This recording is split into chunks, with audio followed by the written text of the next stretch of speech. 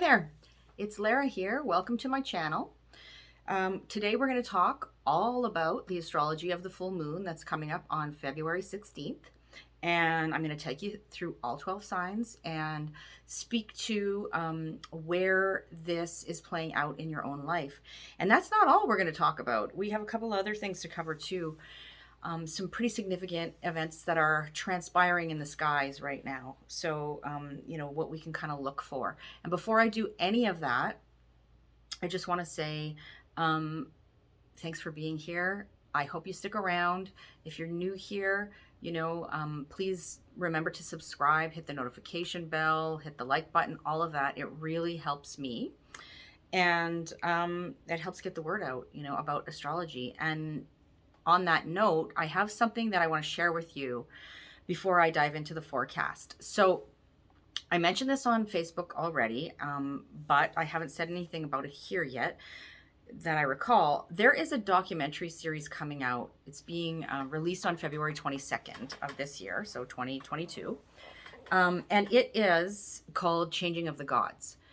And it is based on the work of Richard Tarnas, who is a well-respected cultural historian and a professor.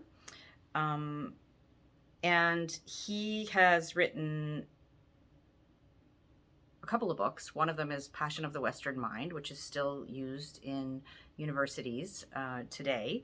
And another one called Cosmos and Psyche, which you've heard me read from on this channel before. Changing of the Gods is a 10-part series, and I'm going to read from the website to just give you the flavor of what this is about if you haven't heard about it yet. And the thing is that you can register, and I'll put the link below. You can register to get the preview for free for like 2 weeks. You can stream it for free. And then after that, I think there's going to be some kind of a charge or available on paid platforms. And I don't know what the future plans are, but I think somewhere down the road, it will probably come out, on other like Netflix or something, but I'm not too sure. So this is just a snippet on the website. The world has been shaken up and spat out by a myriad of global events in recent years. But what we're experiencing today is nothing new. We've seen epochs of revolutions and massive change throughout history, from the global uprisings in the 18th century and revolutions of the 19th century, through to the women's rights, gay rights, and the civil rights movement of the 60s, and many, many more. Each of these events coincides with observable cosmic activity in our own very own solar system. Join us as we explore, let me just scroll down here, how the predictable cosmic rhythms of two particular planets correlate to the global eruptions of revolutionary energies that we've seen over the centuries.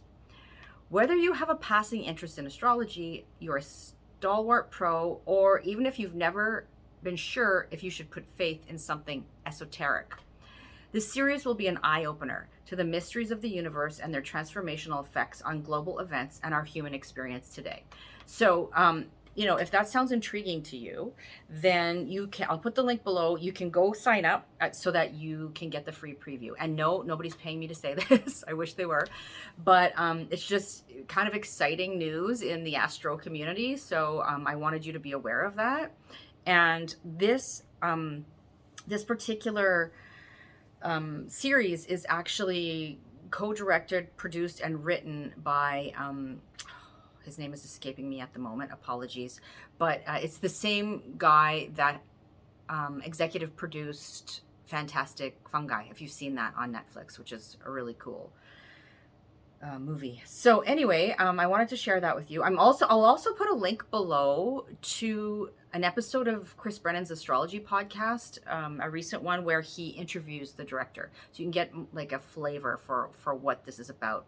And if you're curious about what the two planets are that they're talking about Uranus, the Uranus-Pluto cycle, right? So anyway, I wanted to share that. I'm going to leave that there and carry on with the forecast now. So we've got a full moon coming up in the sign of Leo, and that's happening on February 16th. at 11:56 a.m. Eastern Time, at between 27 and 28 degrees of Leo. The moon will be in Leo, and the sun will be across the sky in Aquarius at 27, 28 degrees of Aquarius, because at every full moon, the sun and the moon are across the sky from each other. They are opposing each other, right? Facing off. And this is the time in the lunar cycle where the moon, who actually emits no light of its own, is fully reflecting the light of the sun at a full moon. And so we have this crescendo moment in the cycle, this moment where things bloom, where things rise to the surface, where things that may have been in the dark prior to come to light, where things that we have been working on, growing, they come to a point where we're ready to release them, put them out into the world. They bear fruit, or some kind of peak moment happens in relation to those things, right? So that's what's going on. And we'll talk more in detail about the full moon in a minute, and I'll take you through all 12 signs, but I want to mention a couple of other things that are happening, sort of in the lead up to that and right around the same time. First, we've got Mercury doing a few things here over the next few days. So on February 11th, Mercury, which is currently in Capricorn, remember it was retrograde, it's stationed direct in Capricorn. It is coming into another conjunction with Pluto at 27 degrees of Capricorn. And then the next day, it's going to make an exact trine to the North Node in Taurus. The North Node is at 27 degrees Taurus right now. And then it's going on February 14th, it's going to re-enter Aquarius, and the North Node will be in an exact trine with Pluto. So what does this all mean? Well, the Mercury retrograde was a particularly intense one, and we're still in sort of like the shadow, right? Mercury is still in traveling over some degrees that it already visited a couple of times before it sort of exits that area of the zodiac for good, or for a while anyway. And so because this retrograde was making contact with Pluto, like, Pluto is a force to be reckoned with in general, but it's very, very prominent in the astrology right now. And so, that includes this Mercury retrograde, where Mercury has come into contact with Pluto and will come into contact one more time here on the 11th of February. And so this Mercury-Pluto dynamic is really dredging things up, right? From the underworld, so to speak, from the depths. And this can be from the depths of our psyche, from the depths of, society, exposing sort of the dark underbelly of things. And there's a lot of information being uncovered, rising to the surface, some real toxins and poisons being purged, right? Pluto has that impact. And so as Mercury comes into another exact conjunction with Pluto here, before moving on, we're likely to get another surge of that, where we see some sort of eruptive news coming out that has to do with the more sort of the darker side of life, shall we say, or secrets or mysteries, or sort of like atomic kind of energies, nuclear energies. These are all words I can think of that describe Pluto. Pluto is,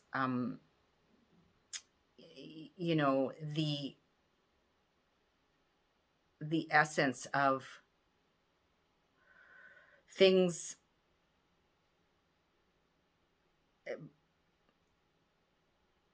what's the word I'm looking for? Like, it's like when things come into contact with Pluto, it's like they go into a furnace, right? A fiery furnace, and they're purified. It's that whole Phoenix Rising energy where the phoenix has to burn up before it can be reborn, right? And so we're seeing that. I mean, it is very evident in the news, cycle wherever you look here in Canada right now because of what's transpiring in our capital city of Ottawa, and it is really sort of leaking out everywhere. We're hearing stories of these freedom convoys and things going on all over the place, and what started as something relatively small, right, is kind of blowing up. And Pluto has a tendency to do that, actually, to take small things and make them larger, or to take large things and sort of implode them, right? So that's what's going on with Mercury. And then on the 15th of February, the day before this full moon in Leo, we have the sun currently in Aquarius squaring the North Node at 27 Taurus. And then the next day we have the full moon. And one of the features of this full moon is that the sun and the moon are an exact square, 90-degree angle to the nodes. So if you've noticed, I keep bringing up the nodes here, the North Node and Taurus. There's a lot of hits to the node this week leading up to the full moon. And then in relation to the full moon, the sun and the moon are squaring the nodes. So I read this as you may know, right, we now have the North Node and the South Node have shifted signs. They are in Scorpio and Taurus for the next 18 months. This is where the eclipses will fall. Wherever the eclipses fall, we tend to have very large shifts happen. And not only shifts in our own personal lives, particularly if these, if you got significant placements in Scorpio and Taurus in this case, or the other two fixed signs of Leo and Aquarius, but there is a shift in the zeitgeist and what we are really, what the karma of the moment is. Let's just put it that way.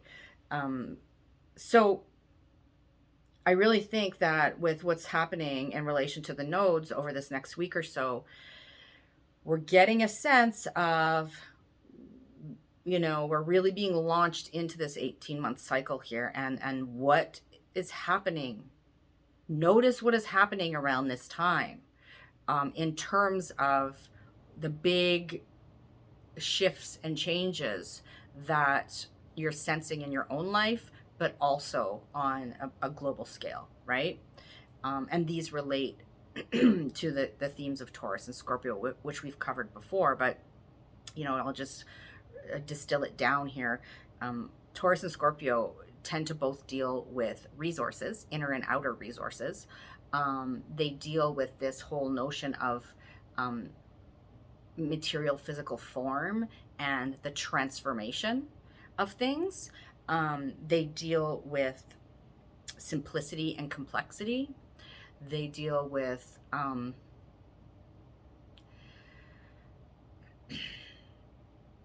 the sensual world of our our five senses, like the things we can touch and the things which are more sort of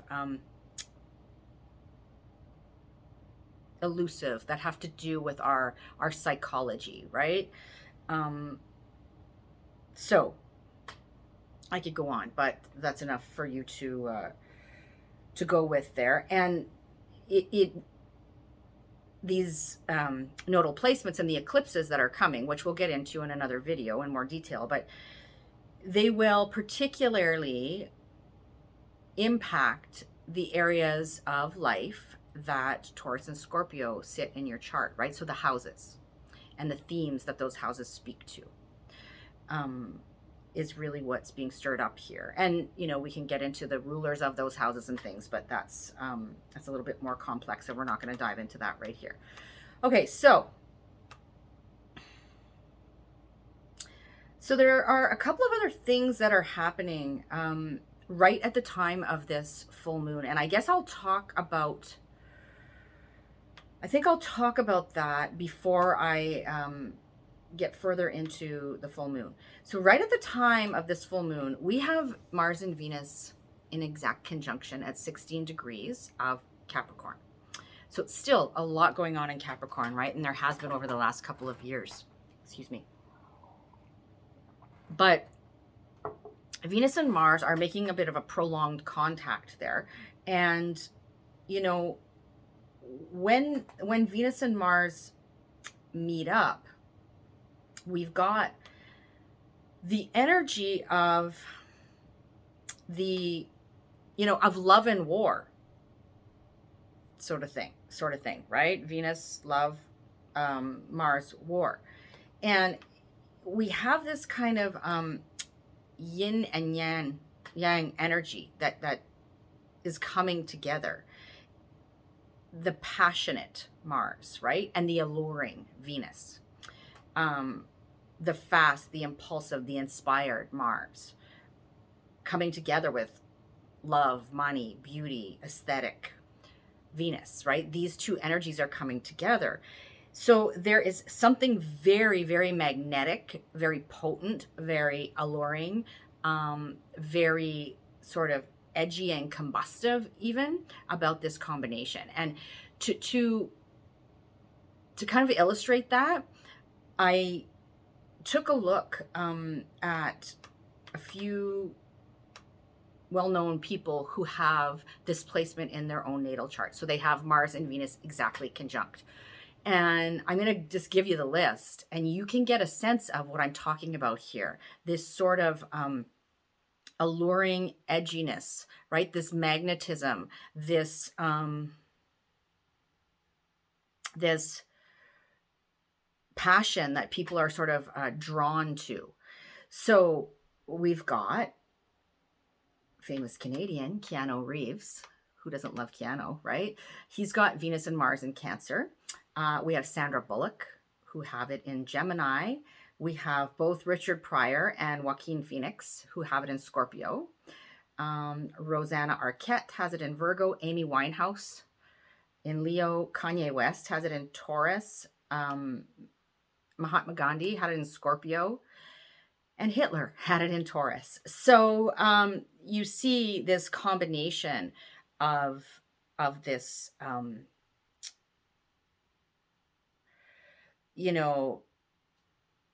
something people are drawn to, magnetized to, that also has this sense of like this almost like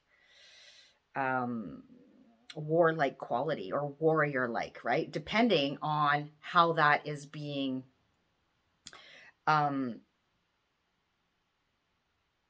presented by the individual, right? How that's being harnessed by the individual. So I just wanted to mention that to you. So look at the house that Capricorn sits for you, and you'll get a feel for where this is coming together in your own life, for where this conjunction is happening between Mars and Venus. And, it can be steamy, it can be combustive, it can be really like passionate drive to go after and to magnetize what you want, sort of thing. So use your superpowers for good. I always like to say. So that's going on right at the same time as the full moon, but it is playing out like in a, over the course of a week or so. And the other thing I wanted to mention before we dive further into the full moon is that we do have another longer aspect going on, playing out from, it started to come into orb around the beginning of February. So just like earlier this week kind of thing. And it will play out through the first week of March. And that is we have Uranus and Taurus in a sextile to Jupiter and Pisces, right? And so this is an energy that can be really kind of helpful to us right now, because a sextile is a conversation between two planets that's friendly. It's flirty kind of thing. It brings opportunities. Sextiles tend to bring us opportunities, but we have to sort of notice them, and we have to do something with them, right? With those opportunities. So we do have that going on. I'm not going to go into big detail about that because I have a lot more to say about the full moon, but I did want to mention that to you. So that's happening in the houses that Taurus and Pisces sit in your chart, because Uranus is in Taurus and Jupiter is in its home sign of Pisces right now, right? Okay, so let's get back to the full moon. Now that we have all of those other things sort of in our awareness.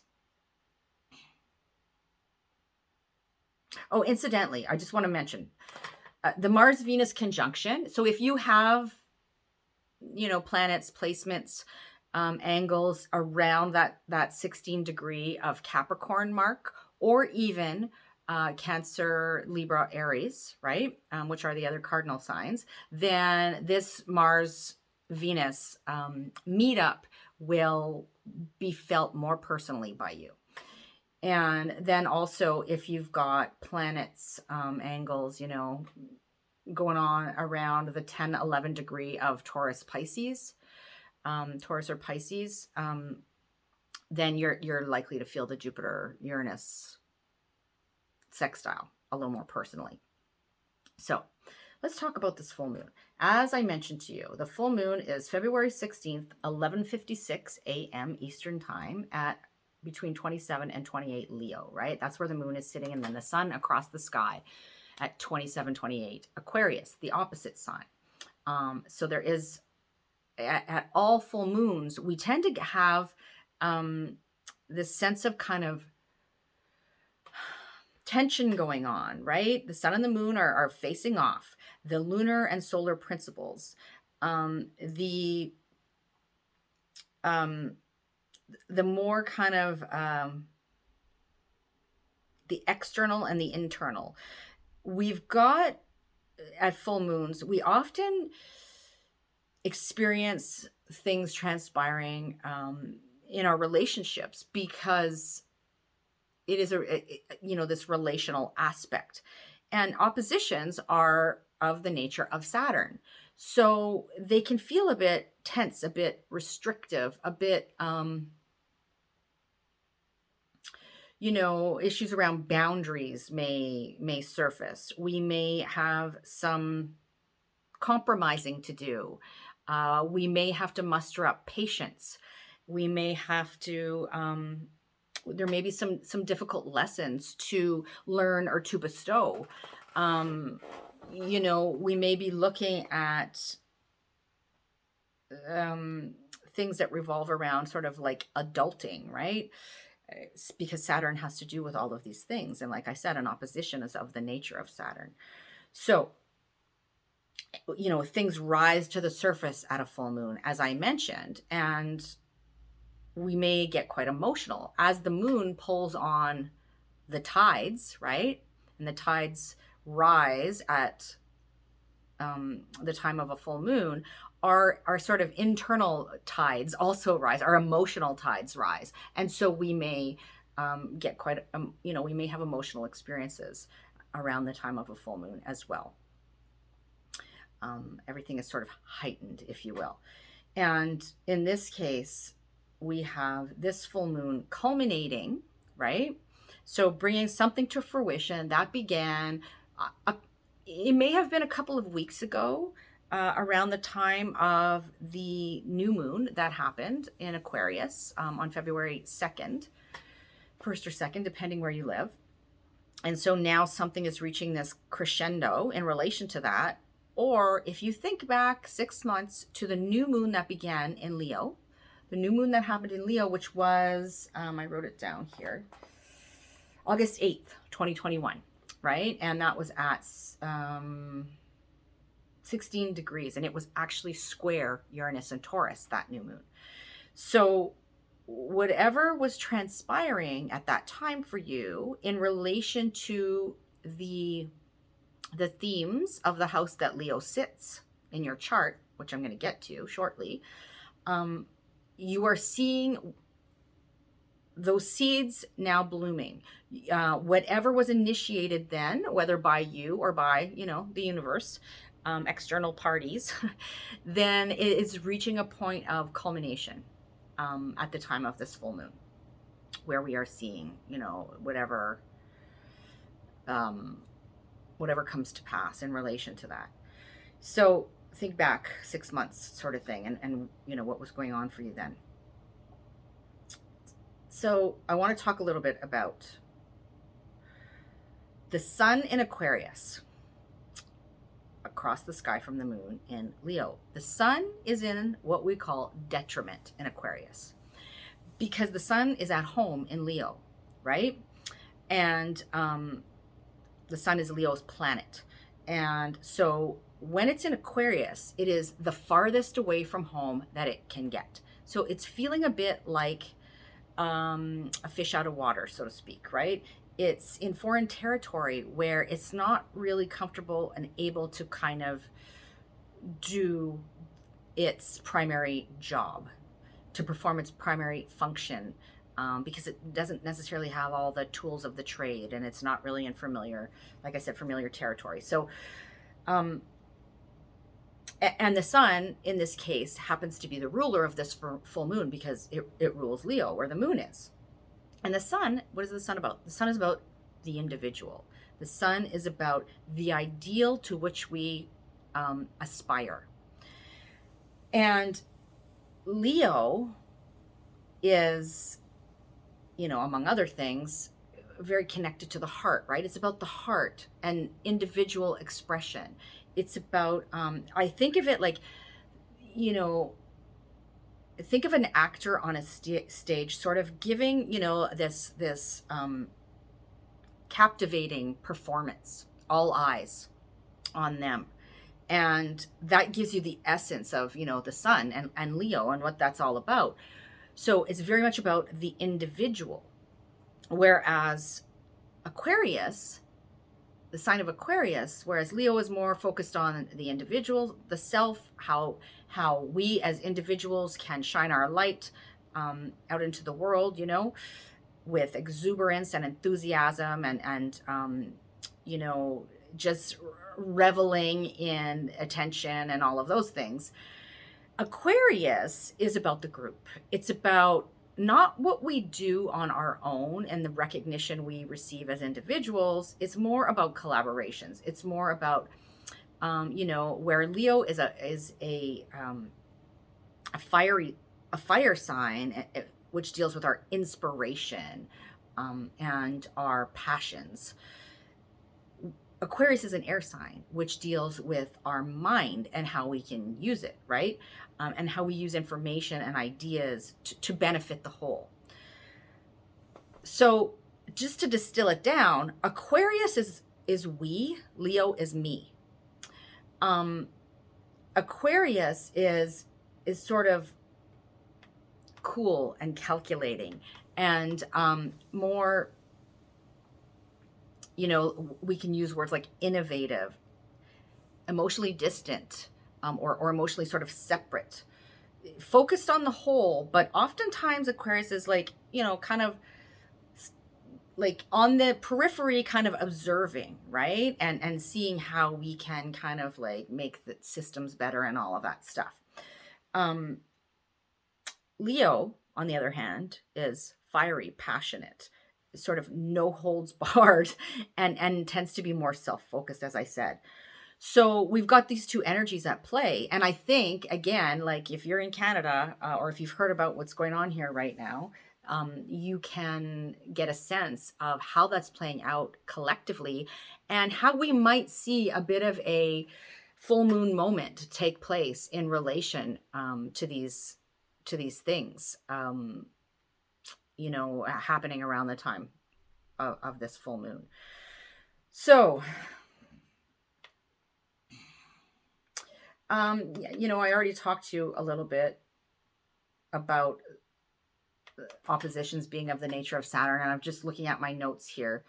So I think I'll share with you also what I've written down is, Saturn is the boundary setter, the disciplined authority who says no when necessary, right? Saturn is the one who says, let's see you really earn this. Let's put some restrictions on this and see what you can create with that. If you've ever, heard this idea, or if you know people that are artists, or if you're an artist yourself, then you probably are familiar with this principle of how restriction can actually be good for creativity, because if we just if it's no holds barred, then sometimes messes get made, shall we say. So, and I'm going to talk a little bit about more about that in a second, but Saturn at the time of this full moon is hosting the sun, right? Because the sun is in Saturn's sign. Saturn rules Aquarius in traditional astrology. The sun wants to shine. The sun wants all the accolades. The sun wants the ideal scenario. And Saturn says, whoa, settle down just a minute here. Saturn says, it's not all about you. Maybe you need to turn down the wattage a little. The sun in Saturn's sign can kind of be offered up, a serving of humble pie kind of thing. So again, we can see some tension in relationships going on, especially as it pertains to this sort of me, we, or individual group dynamic kind of thing. And I just want to, while I'm talking about Saturn, and before I dive into your individual horoscopes, because Saturn is a player in this full moon, even though the moon is over there in Leo, right? The ruler of the moon is the sun, because the sun rules Leo, and the sun is way over there in Aquarius, where it's not comfortable because it's visiting Saturn right now. So one thing I wanted to talk to you about, we have spoken a lot about the Saturn-Uranus square that really was the backdrop of the entirety of last year of 2021. But it is not over yet, as you've heard me say. These energies are still at play. They are about, I want to say, 6 degrees sort of away from each other right now in terms of square, right? Out of orb, what we call, out of range. But in some schools of thought, that's still close enough. And the thing is, they're not done, because in the fall of this year of 2022, they will come back into almost an exact square again.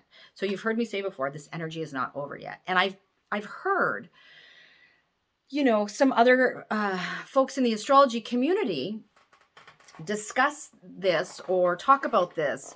And there seems to be this notion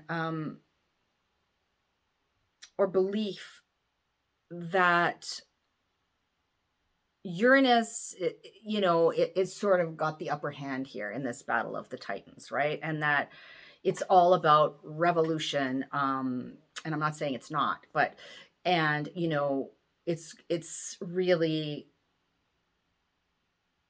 this revolutionary impulse of Uranus is going to win over, and somehow that translates to, everything being all good. And I don't know where that comes from. Like, I think in some ways, it comes from a more modern astrological perspective, where Uranus rules the sign of Aquarius. Uranus is thought to rule the sign of Aquarius in modern astrology. And, I have a background in both modern and ancient astrology. More recently, ancient astrology. I started out learning evolutionary astrology. And then, I moved to traditional astrology. And So, they both have their merits. Absolutely. I'm not saying one, only one or the other. I use both in my work. Um, but I do think that we've really lost touch with um, the complexity of the original, you know, five planets, right? And the two luminaries, the sun and the moon. But so anyways, all that to say, and I know I'm rambling for those of you who are not really astro geeks, I'm sorry, but I really feel like I want to kind of share my perspective here. So I think, again, this notion that Uranus, is going to bring about this rebellion that's going to be all about peace, love, and understanding. And that's, you ever heard that Age of Aquarius song, The Age of Aquarius, and how everything's going to be, this Garden of Eden utopia kind of thing. And I think there's some, things have been lost in translation over time. And, who knows? Maybe that's accurate. Maybe that is where this is all headed. But I'd like to throw my 2 cents in here about all of that. I think in order for anyone to really win in this current scenario, they both have to get some of what they want, right? And to take that a step further, this is how a square works. When we have a conversation of tension, right? A square, a 90-degree angle between planets, there is this energy of something's got to give. Squares are of the nature of Mars. Action needs to be taken, undoubtedly. But I'll bring you back to that idea of this sort of creative restriction. If we have no boundaries, Saturn, the sky's the limit, right? And although that can sound great in theory, the sky's the limit, awesome. It can get really messy and out of control and lacking a sense of cohesion, lacking, really any kind of integrity, which is Saturn. So in my mind, in order for rebellion and revolution to be successful, and again, I am not saying that that's not absolutely necessary in the times we are living, but there has to be some rules to follow. There has to be some kind of an end game in mind that's realistic, Saturn. There has to be a plan, a strategy, Saturn. There has to be structure, Saturn. Some kind of netting that holds it all in. There has to be boundaries or morals within which to operate, right? So in my mind, I think that Saturn and Uranus both have a role to play in what's going on in the world right now, and that we cannot completely dismiss Saturn as old guard and we don't need it anymore. I think we are really doing ourselves a disservice, and I think that's a dangerous road to go down. That's just my personal perspective and opinion, so I'm sharing that with you. Okay, blah, blah, blah. Here we go. Let's get on with this full moon through the signs. So, for each of us, we're going to notice the tension that not only involves the houses that Leo and Aquarius sit, right? This push and pull, this facing off, this things coming to a culmination, a bearing fruit, a rising up in the houses that Leo and Aquarius sit, but perhaps also Scorpio, Taurus, where the nodes are in square with the full moon, right? And we may feel a bit of being at a bit of a crossroads, so to speak, right? In evolutionary astrology, as a matter of fact, when a planet squares the nodal axis, it's called a skipped step, and it's like something that can trip us up on our trajectory, that if we don't deal with it and we're not aware of it, we can end up sort of going down the wrong path, right?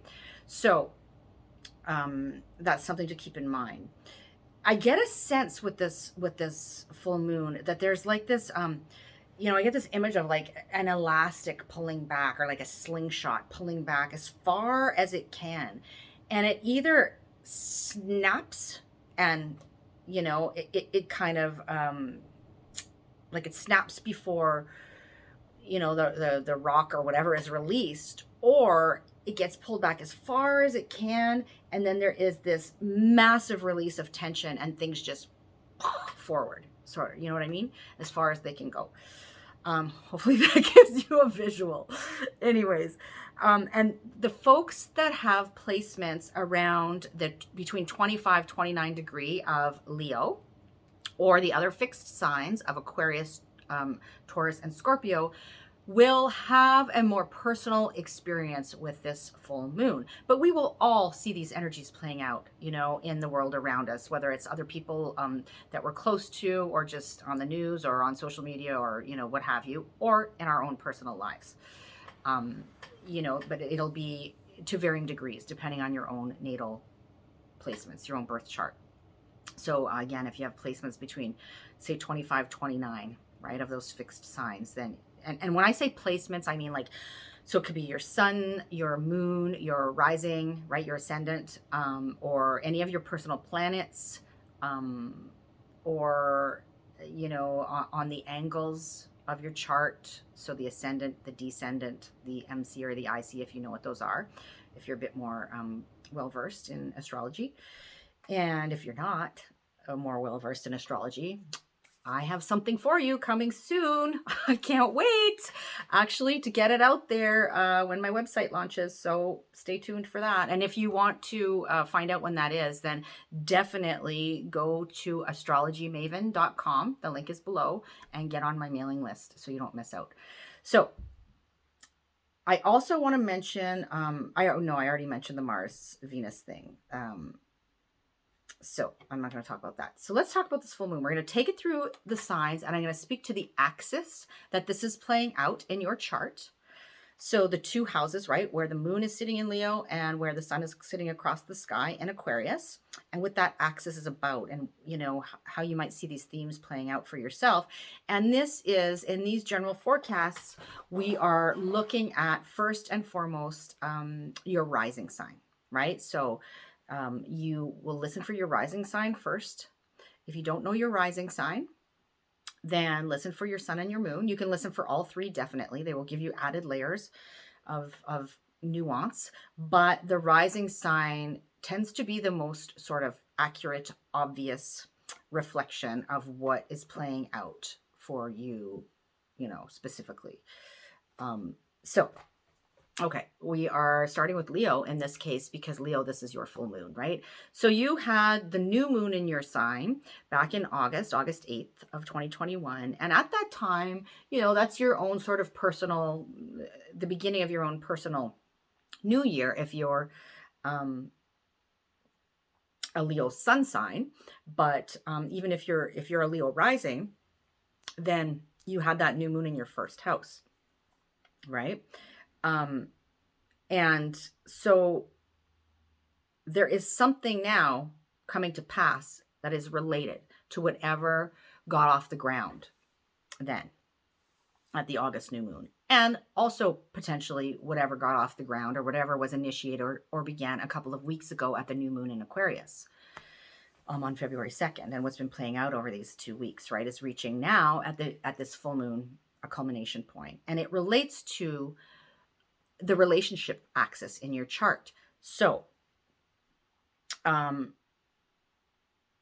full moon itself is happening in your first house of you as an individual person, you, and how you present yourself to the world, and how the world perceives you, how you come at the world. It has very much to do, the first house, it speaks to things that pertain to our physical body, and our physical vitality, and even our appearance. And it can really, the first house just encompasses the whole individual, right? Our personality, our character, and our trajectory in life, so to speak. So That's where the full moon is happening for you. And then, the sun is across the sky in your seventh house of one-to-one close personal relationships. So this full moon has a very relational theme going on for you, right? It's about you and the other. So, your relationship to yourself and your relationship to other people in your life that are, that you tend to have a more kind of one-on-one connection with. So this can be like a spouse or a significant, partnership in your life. It can be a business partnership. It can be a close friend, family member. And the seventh house, we must not forget, also relates to contracts and agreements. So there could be something going on as it relates to those themes as well. And when we're talking about the individual people that are significant in our lives, sometimes that can be people we have rivalries with or have had rivalries with. And so, there can be something involving those themes going on. And, at this full moon, you are kind of reaching this crescendo in relation to that, whatever has been going on relationally in relation to relationships, or a significant relationship in your life. And it's time for like a peak moment there, right? So what could that look like? I mean, it could be a moment of, maybe you've had some conflict with somebody in the past and it's a time where it's time to let bygones be bygones. Maybe it's a time where things have been brewing for a while. Something was instigated either a couple weeks ago or again, or right around, that August new moon in Leo. And now it's coming to a point where there needs to be maybe an important conversation, some kind of an emotional release, some cathartic moment, something being revealed or brought out into the open, going on here as far as relationship issues goes. And again, with this being in your first house, there can be an element of having to do with your physicality, your appearance, how you project out into the world, how the world perceives you, these sorts of themes. Right? Your relationship to self. Okay, so Leo, that is for you. I always like to go a little bit longer for whose ever particular lunation this is, right? And now we're going to move on to the next sign here in order, which is Cancer. So Cancer for you. Thank you. Very dry throat. For you, you've got the full moon culminating in your second house. Your second house has to do with your personal resources. The money you make from the job you do or your skills and talents and how you put them out there in the world, it is, it can be like movable assets. So things like your material possessions. It can be things that you place value on in general, right? You like your core values. What's important to you? What do you value? And your this notion of our sense of self-worth is second house as well. But oftentimes we're dealing with our sort of personal resources here. So, and that is most notably financial or material possession related, but can also, resources can also be our time and energy as well. So think about what transpired or what may have started, new seeds were kind of planted a couple of weeks ago at the new moon in Aquarius, or further back at the new moon in Leo in August, around August 8th, as it relates and as it pertains to these second house themes for you that I just spoke about. And then you've got some sort of tension or some sort of full moon moment happening that involves the sun over there in Aquarius in your 8th house, right? What does the 8th house speak to? It is other people's resources. Second house is our resources. 8th house is other people's resources. It is other people's time, money, energy. This can quite literally, that's not all it is, but I'll get to that in a second. But this can quite literally be, you know, things like taxes, loans, insurance, debt, scholarships, lottery winnings, inheritance, anything that's, you know, your resources that are sort of tied up with other people or institutions. The eighth house always also speaks to sort of our entanglements with other people, right? And our intimate connections. So it is this notion of where the second house is the house of material form, the eighth house is this house of sort of transformation. It's related to you know, the death and rebirth cycle. You know, to put real sort of plainly, the eighth house is sometimes called the house of death and taxes. But it goes beyond that as well. So, and I don't mean to sound flippant, right? I mean, I have a stellium of planets in my eighth house, well familiar with this looks like in real life. And so, you know, I do want to emphasize that it can very much be about this your entanglements with other people and institutions, and a sense of like where you have to surrender and you don't really have control. You know, in the second house, you have more control over things. In the eighth house, it's kind of like sometimes you're at the whims of others. So, but the full moon itself, again, is transpiring in your second house. So there's a full moon moment being reached here as it pertains to your own personal resources. What could that be? That could be you suddenly make more money comes in from your work that you do, therefore you're able to pay off some debt, or there's an inheritance that happens, which increases, you know, your wealth, but it's like, or something that maybe some kind of negotiation or business transaction or deal started a couple of weeks ago or back in August, and now it's reaching this moment where, you know, there is a bearing of fruit there. It's paying off in some way. Money's coming in from it. You know, it's boosting your sense of self-worth, or something that relates to like what you value is coming up for review right now, or coming up for like a full moon moment, right? A light being shone on that. So those are things to look for you, Cancer. And I'm going to move on to Gemini now, where we've got the full moon transpiring in your third house. So for you, Gemini, the third, well, for everybody, the third house speaks to, you know, our sort of immediate environment and all the things that are swirling around in it on the day to day. So the people, the communications, the third house is the house of siblings or people you have like a sibling like relationship with.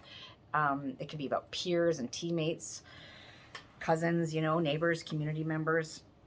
It can speak to our sense of, like I mentioned, how we communicate, messages received, the instruments and tools we used in our communications and in our mobility as well. And it's very much about, you know, our, like, this is the axis of the mind, the third and the ninth house, where, you know, our ideas, our thoughts, our perceptions, what we learn and teach. And in the third house, that speaks to a more sort of, you know, the basics, like it's like primary, school, high school, or things you're learning that are sort of like, you know, of the 101 kind of learnings that we do. So all of those things. The third house is a very busy place. And so there's a lot going on there. You know, it can also speak to things like marketing and communications, if that pertains to you, or commerce, right? So think about what happened a couple of weeks ago. What started to kind of transpire? What seeds were planted a couple of weeks ago at the Aquarius new moon that you're now seeing reaching a point of like a crescendo, right? Moment, this full moon moment. Or it may also be related to what got off the ground in early August at the new moon on August 8th. that happened in the same area of the sky for you in your third house in Leo. So as it relates to these third house themes, right? What transpired then that that's now bearing fruit, that's now coming to light, that's now maybe an emotional catharsis around whatever that is happening. Um, it could be something revolving around, let's just take a simple example where some kind of communication maybe transpired, a couple weeks ago at the new moon in Aquarius. And now there's a moment of, maybe there's an emotional release that goes on based on whatever that was, or there's some kind of emotional communication, or there is an illumination around that, like a realization, a shift in perception, that sort of thing that happens, right?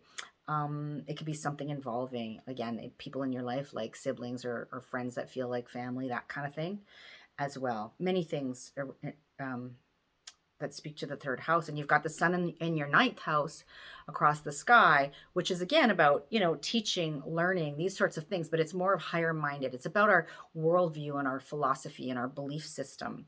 It's about what we learn from people who are different from us, foreign people and places. It can be about foreign travel as well in the ninth house, or far away travel. Um, you know, um, but it's oftentimes has to do with like really learning something new that brings us sort of out of it expands our horizons in the ninth house, right? Or we teach something in that vein. It can be, this can literally revolve around like sort of college, university level studies, that sort of thing.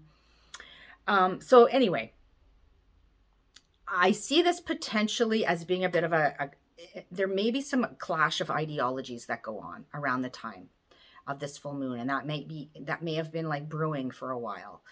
And this is a full moon moment there where there's a chance for something to bear fruit or to be released. Okay, so that's for you, Gemini. I'm going to move it on to Taurus now, where Taurus, you've got the full moon happening in your fourth house, which is the root of the chart, right? And of our lives.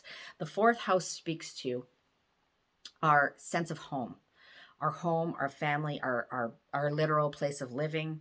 Real estate factors in here sometimes. It's our emotional security and what we need to feel emotionally safe and secure. Our ancestry, if I didn't say that yet. So these are the themes here that are reaching a full moon moment at this lunation on February 16th.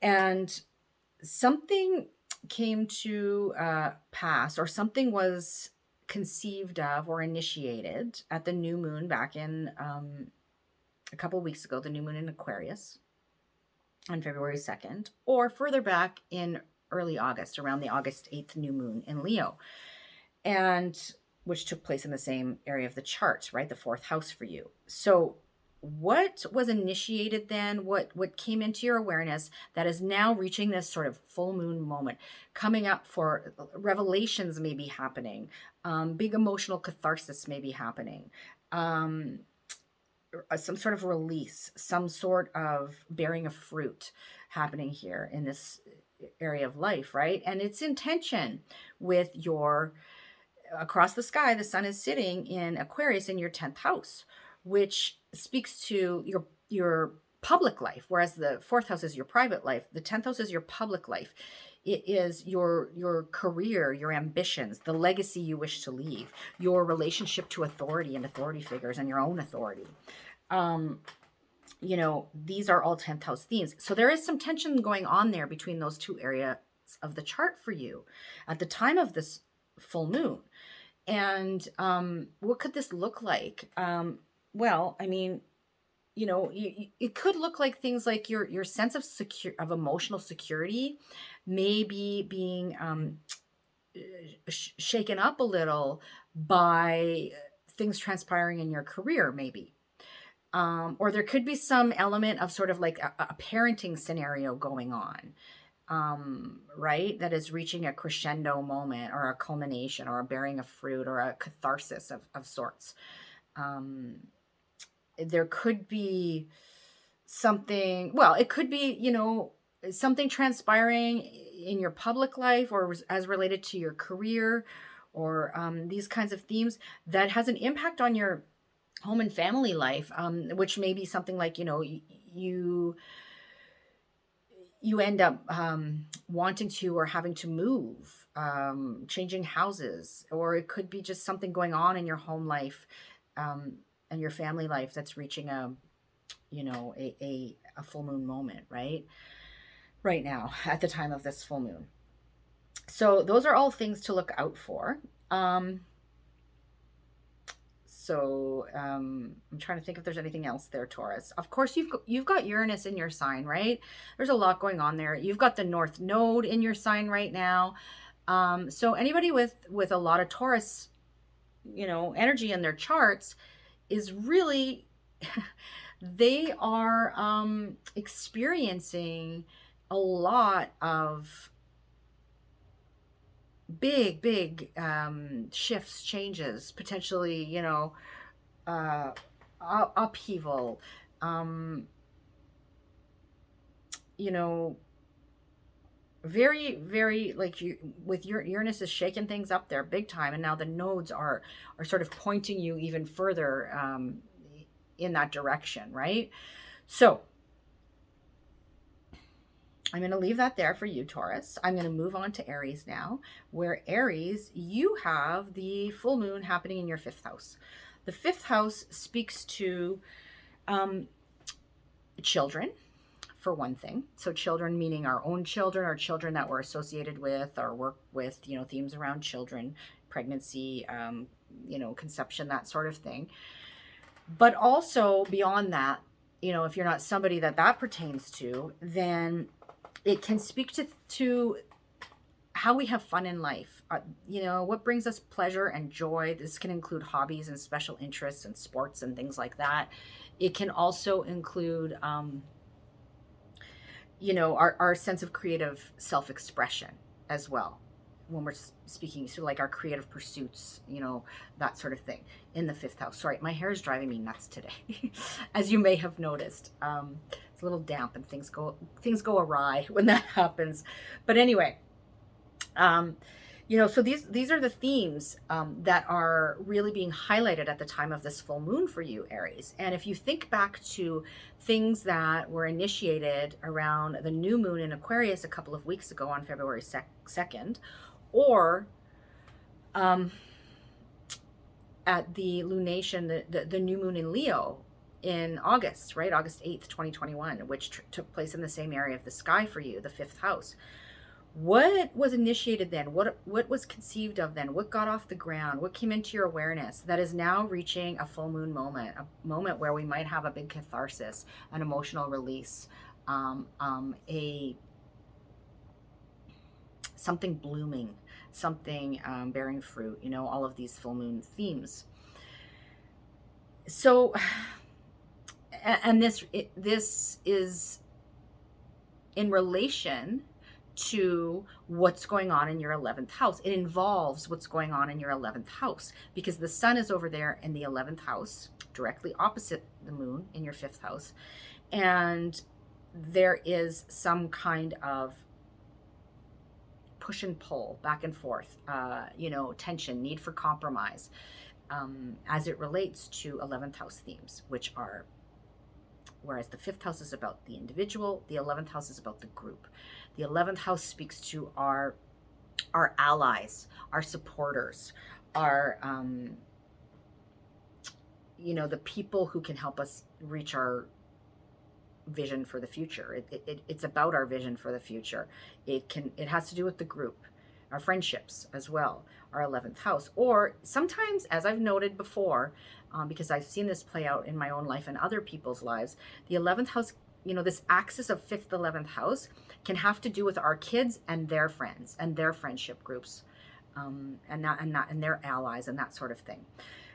So something's going on here on this axis for you at the time of this full moon, Aries.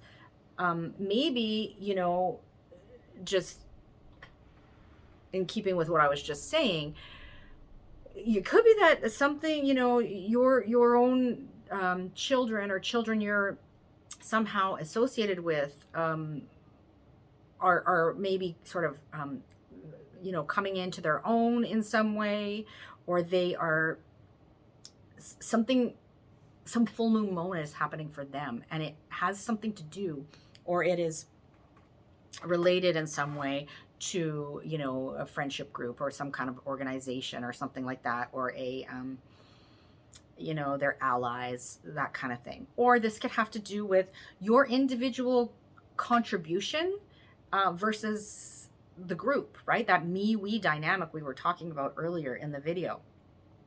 This could be a creative project that you've been working on is ready to be released out into the world. This could have to do with like pleasure pursuits as they involve, your friends in some way, shape, or form. Maybe you've been planning some kind of a getaway with friends or something like that, and now it's coming to pass. And maybe there may be some things to work out there. So those are all things to consider. We could always say more, but definitely, we've got this fifth, 11th house axis of sort of like the individual versus the group kind of thing going on here for you, Aries. And so we're going to leave it there. We're going to move on to Pisces now. Pisces.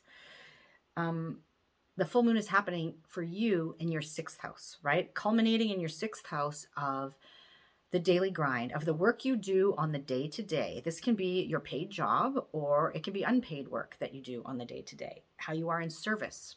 It can be, it's the checking off the ticky boxes kind of thing that we have to do in our daily lives. It can have to do with our sense of, it can have to do with themes around health and wellness, like an illness. And oftentimes our daily routine and how we labor impacts our health, right? So it is the sense of order in our lives and how we are devoted to things. And so there is a full moon moment happening for you here, Pisces, and this is related directly to something that transpired or got off the ground or was initiated or came into your awareness, something that was conceived of a couple of weeks ago at the new moon in Aquarius around beginning of February, or further back, the new moon in Leo, which was August 8th, 2021. And that new moon happened in the exact same area of the sky, right? The same house. So, which is the 6th house that I just spoke about. So what's coming to pass here? What are you feeling rising to the surface? There could be a big catharsis moment happening, or something illuminated, or something just bearing fruit that has to do with your work, your health, how you are in service, what you are devoted to, this kind of thing. And it can be in direct facing off directly with the 12th house, where the sun is sitting in Aquarius for you at the time of this full moon. And that has to do with how we retreat from that daily grind. So, the 6th house is the order. The 12th house is the chaos. The 6th house tends to be like speaking to sort of like our physical, more of our physical kind of health and wellness. And the 12th house tends to speak more with our spiritual and mental health. We've got what we are doing on the day-to-day and how we escape that daily reality, whether that be by choice, like taking a vacation, retreating from the world, going to sleep and dreaming, engaging in some sort of spiritual practice, or how we retreat from the world that may not be by choice. And so this can involve things like hospitals, rehab facilities, prisons, those kinds of, institutions and that sort of thing. So the 12th house also speaks to what kind of goes on behind closed doors, right? And our subconscious and our self-sabotaging behaviors potentially and that sort of thing. And the secrets that maybe we're not aware of. The 12th house can kind of speak to our blind spots as well. So there's something, there's a little bit of tension going on here at the time of this full moon between those two houses for you, Pisces. But the full moon moment transpires in your 6th house. So let's think, there could be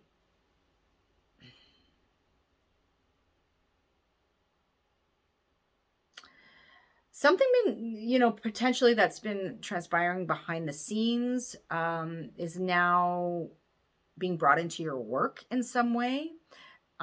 There could be health issues being addressed, and things being revealed around those sorts of things. There could be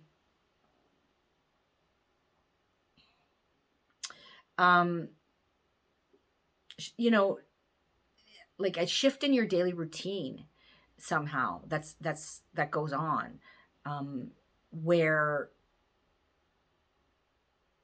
like you really need a break, but you've got so much work to do, for example. And so working with the tension of that right around the time of this full moon. Okay, so that's for you, Pisces. I'm going to leave it there. I'm going to move to Aquarius now. Where Aquarius, for you, this full moon is happening on your 7th first house axis, right? So you've got the moon itself sitting in your 7th house of one-to-one close personal relationships, people that we have a sort of a one-to-one connection with. And that can be anybody from a spouse or a significant other to, a close, like a business partner, a close friend or family member, that kind of thing.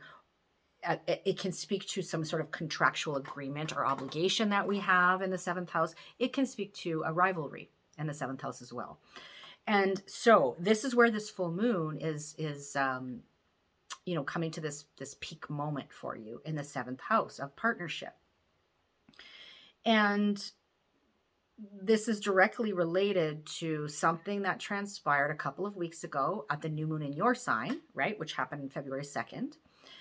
So something got off the ground then, something was conceived of, then brought into your awareness that's reaching a full moon moment. Or if you look further back to the new moon that happened in Leo on August 8th of 2021, in this same house, in the 7th house for you, you're reaching a moment where things are now coming to light, bearing fruit, right? All those full moon words that we use. So this is happening on this axis of relationship, and there is this facing off between the sun and the moon, and it has to do with you and the other, right? Whoever the other is in this scenario. And so when we have like things transpire in our 7th house, it can speak to our relationship, but it can also speak to, it could be going on in the people who you are in relationship with in their lives, right? So it could be like, if you're in a significant partnership, it could be something going on in your partner's life that's happening. That's you're having this full moon moment. And it impacts you, right? Of course. So nevertheless, it's a very relational full moon for you. It has to do with your partnerships. It has to do with contracts and agreements, potentially rivals. Your relationship to yourself, your relationship to another. So, so many things that could have to do with. It could be, you and your partner are entering into some kind of a contract or an agreement. It could be, there's like some next level happening in your relationship, some crescendo moment. It could be like I mean, you might be a person who is getting certified to be like a relationship counselor or therapist or something like that. And this is a culmination of that in some way, shape, or form, right? That could be a theme as well for some people, not for everybody, obviously. But so that gives you something to go on, Aquarius. I'm going to leave that there for you. I'm going to move on over to Capricorn, where Capricorn, you've got the full moon happening in your eighth house, right? So this illumination, this cathartic release moment, this things bearing fruit, coming to light in relation to other people's resources. So this is the axis of resources, the eighth and second house. So you got the moon in your eighth house of other people's resources, and the sun in your second house of your own personal resources. So and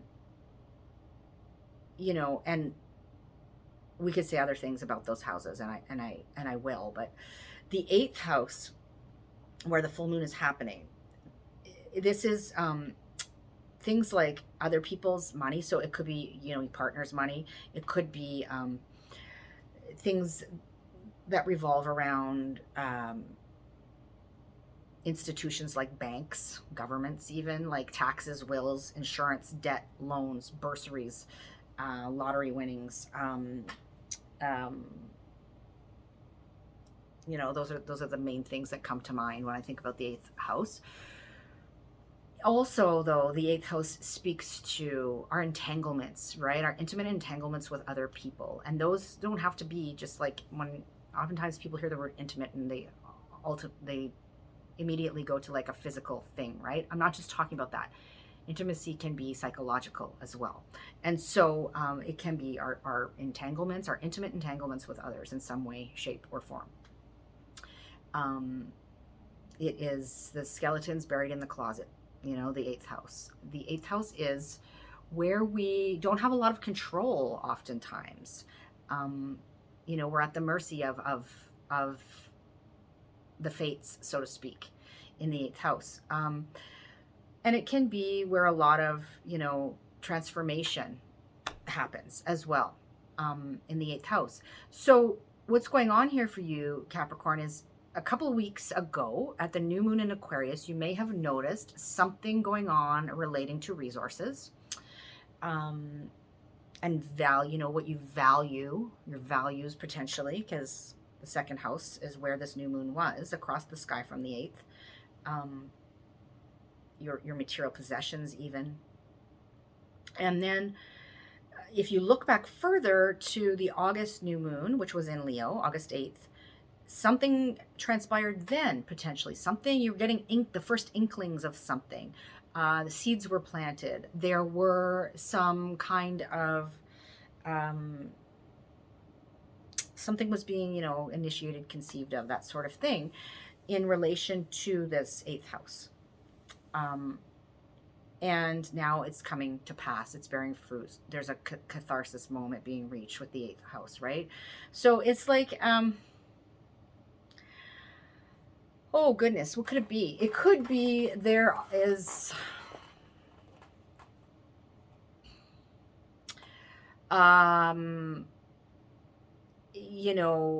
maybe you've been in some kind of negotiations with that as it relates to insurance. And now you're finally reaching, the point where there's some resolution that's happening with whatever the scenario is. Or same pertains to like taxes, for example, or partner's income, potentially, or something relating to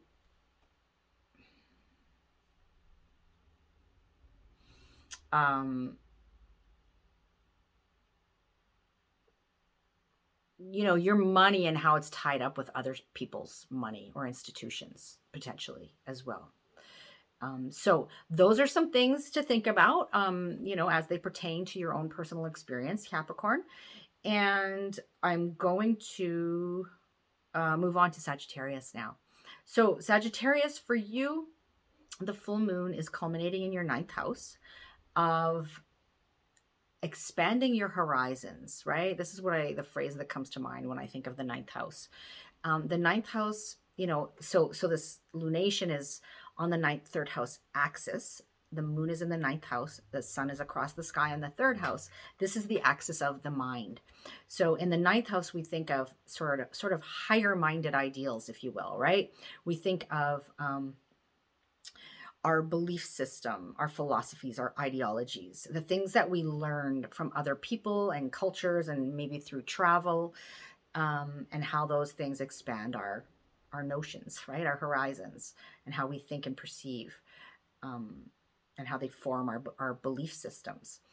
It can also literally speak to, some kind of travel. It can speak to like a college, university studies or teaching.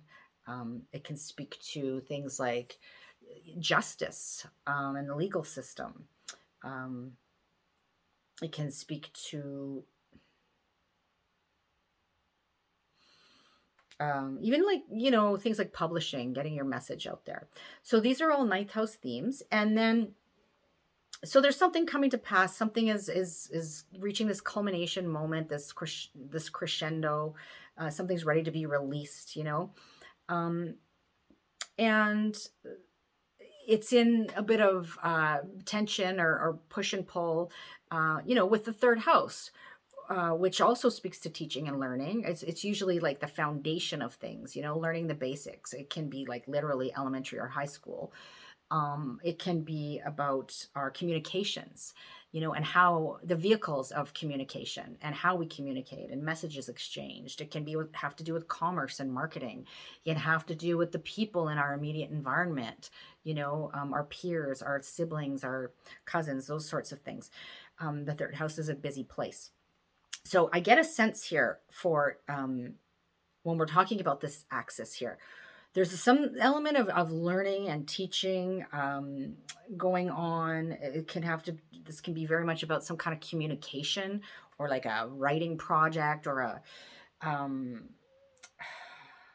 some sort of travel motif going on, some sort of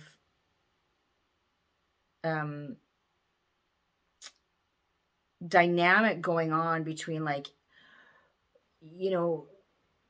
what's going on in your community and what's going on sort of farther away, things and ideas and notions that are sort of closer to home, and those that are sort of farther away, whether that be literally or farther away from our currently sort of held, beliefs and ideas and that sort of thing. This could have to do with like siblings in travel. That's something rather basic, but it could pertain to some people. So those are the themes that are playing out at the time of this full moon. And if you look back, I don't think I said this yet, to the August 8th new moon in Leo, which happened also in your ninth house, it relates back to something that kind of got off the ground then. Seeds were being planted, something was being conceived of back then, in relation to these ninth house themes. And now it's reaching that full moon culmination point, right? Or it could also be related to something that transpired, that got off the ground at the Aquarius new moon, which happened on February 2nd. So around that time as well. Okay, so that's for you, Sag. I'm going to move it on to Scorpio now. Scorpio, for you, you have the full moon culminating in your 10th house. So this is the house that has to do with your public life, right? So this lunation itself is on the 10th, 4th house axis. The moon is in your 10th house, Leo. And the sun is in your 4th house, Aquarius. And this axis speaks to your public life, 10th house, versus your private life, 4th house. Your sense of material security, 10th house. Your emotional security, 4th house. It can speak to parenting. It can speak to... it can speak to, career and home life. So the full moon itself is transpiring in your 10th house. It's culminating there. Something is coming to pass. It's reaching a crescendo. It's reaching a release, a culmination point. And this something, whatever it is, began either or both elements of it, right? a couple of weeks ago at the new moon in Aquarius around February 2nd. Or if you look back to the August 8th new moon around that time, August 8th, 2021, you had a new moon in the same house in Leo, in your 10th house for you, Scorpio. And what happened? What was kind of, what were you getting the first inklings of around that time? And now there is a full moon moment, right? And it could be a bit more public because it's in your 10th house. It could be something involving your career and your career trajectory. It could have something to do with your sense of leadership or your relation to authority, your own authority or other authority figures. It could be about the legacy that you wish to leave, right? And this relates in some way, or there is some sort of tension going on or some kind of facing off with your 4th house, right? Which I spoke to those themes. So this can be like, this can speak, 4th house can sometimes speak to like the legacy we have been left. So it's our home, our family, our roots, our ancestry, our place of living, you know, our sense, like I said, our sense of emotional security. So there's something going on around those themes for you, Scorpio. And, you know, it's a moment where you could get some kind of public recognition even when you have a full moon in the 10th house in some way, shape, or form. And that may like, you know, it could be like there's so much going on in your work life, in your career, in career public matters sort of thing, that it's in a little bit of tension with, you know, the home life. So there can be some difficulty finding like the work-life balance, so to speak. That may be one way this plays out for some Scorpio risings. So, but you know, nevertheless, it's those 10th, 4th house themes that are playing out, and it's really the full moon moment is happening in your 10th house. So, I will leave that. One more thing. I'm going to say one more thing for you, Scorpio, because you are entering, you know, you have entered into this 18-month journey where you have the South Node in your sign, right? And so there will be eclipses happening in your sign and in your opposite sign of Taurus. And so over these 18 months, there is likely to be, you know, there are likely to be some major shifts and changes happening in your life. And if you're a Scorpio rising, those shifts and changes directly relate to the 10th and 4th houses that I was just speaking about, right? If you have other placements in Scorpio, like your sun is in Scorpio, for example, then the eclipses affect you directly, you know, as well. So just wanted to mention that. So that's for you, Scorpio. We're gonna move on to Libra, where Libra, you've got the full moon culminating in your 11th house of the group, right? So this full moon is happening where we've got the moon in your 11th house and the sun across the sky in the 5th house. So this is the axis of the group versus the individual, the we versus the me. It has to do, the 11th house speaks to your allies and your supporters and your friends and the people that can help you get where you want to go. It's about your hopes and visions for the future. You know, it's about groups and organizations and that kind of thing. And there is, you know, this full moon moment transpiring here where something is reaching a culmination, a bearing of fruit. And that something may have be related to what transpired around the time of the new moon in Aquarius a couple of weeks ago in early February, or it can be related to the new moon that happened in Leo August 8th of 2021, which happened also in your 11th house, right? So something began that is now reaching, like something, first inklings of something started there that's now being illuminated at this full moon, right? Coming up for release or what have you. And so, and it may be there may be some tension between the me and the we going on here, the individual and the group in some way. There can be some tension between what you want to creatively express or how you want to shine your light out there, which is the fifth house where the sun is. And, the need for collaboration, working with others. It can have to do with children and their friends, potentially. It can have to do, or the groups they are involved with, or something like that. It can have to do with how you have fun in life, and as it relates to the group, right? In some way, shape, or form, because the sun is over there in your fifth house. So there can be a little bit of tension going on here between those themes.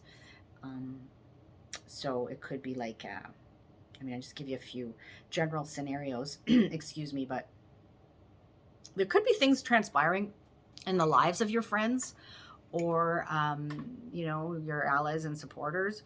There could be big changes going on in groups that you are, or endings or release moments going on in groups that you are a part of. Friends could be, I don't know, there could be like news of like friends having kids, or things going on in the lives of your friends' kids, potentially. Those kinds of things can transpire. This can be like having to do with creative projects that involve more of a group dynamic in some way as well. So I think that's enough to go on, Libra. If you haven't listened to the intro, definitely go back and do that, and it will give you a fuller picture, right? So last but not least in this scenario, we've got Virgo. So Virgo, for you, if you're a Virgo rising, this full moon is happening in your 12th house. It's a full moon moment as it relates to 12th house themes. And it's happening on this axis of the 12th and the 6th house, which has to do with, order, which is the 6th house, versus chaos, which is the 12th house. It has to do with what goes on behind closed doors, how you retreat from the daily grind, 12th house, and the daily grind, 6th house. It can have to do with health and wellness, right? Your mental, spiritual health tends to be sort of 12th house related. Your more sort of physical health and the routines around that is more 6th house related.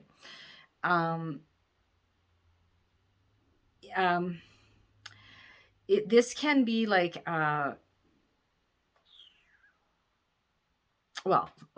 let's just say something transpired back at the new moon in August 8th, in the same area of the sky here in the 12th house. What do you recall getting inklings of, or what was initiated then, either by you or, in the external world, that revolves around these 12th house themes? Let's dig a little bit deeper into this. What are 12th house themes? I mentioned some of them. How we retreat from the world. This can be vacation. This can be, like places we go to get away. This can be what we do when we're in relaxation mode. This can be sometimes the 12th house can be like far away travel, but it is, also can be places where we are getting away from the daily grind, and it's not necessarily something that's like for pleasure, like a vacation or relaxation. It could be, hospices, hospitals. It could be spiritual retreat, sort of, centers, that kind of thing. It could have to do with rehab facilities, long-term care facilities. These sorts of things can play a role here in the 12th house. It can have to do with our self-sabotaging behaviors. It can have to do with endings and blind spots in our lives, sort of thing. These are all 12th house themes. And whatever is going on here is in direct tension with the 6th house at the moment of this full moon, because the sun is sitting over there in your 6th house. Which is, the nose to the grindstone, getting the work done, how you are in service, checking off the ticky boxes day to day, think your work life, whether it's paid work or unpaid work, issues around health and illness, right? So something's transpiring here, and there's a bit of push and pull. So, maybe ideally, maybe there was some um, realization of a need for retreat that happened either a couple of weeks ago or back at the new moon in Leo. And now there's a culmination of that, a full moon moment happening, right? A chance to actually have that come to pass. Or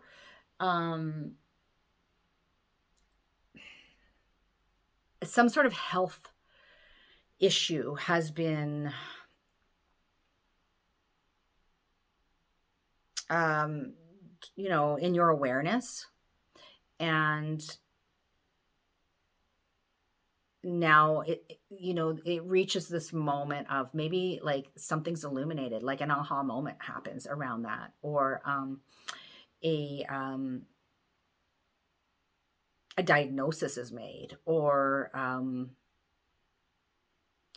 something comes to light there.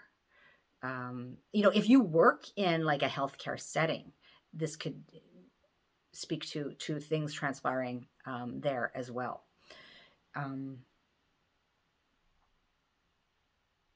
It could be, your health is the reason that you need to retreat for a little while and to take a break in some way, shape, or form. So those are all things to consider. It could be like, one more thing. It could be you're in need of some sort of more regular routine as it pertains to some kind of spiritual practice or something like that, or you want to do that, but your daily routine is interfering in some way, right? Yeah, so those are all potential things. And definitely listen, Virgo, to the intro, because you're going to get a lot more insight than you would just listening to this, little snippet that I've given you here about the full moon. So that's all 12 signs. I hope you found this useful and helpful. And, I know I often have a lot to say in these videos, so you don't have to watch it all at once if you don't want. But it works for me right now, this format, every 2 weeks popping in here and giving you the astrology, and your horoscope for the new and the full moon. So I hope that's working for you as well. And I will see you in a couple weeks' time. All right. Take good care. Bye for now.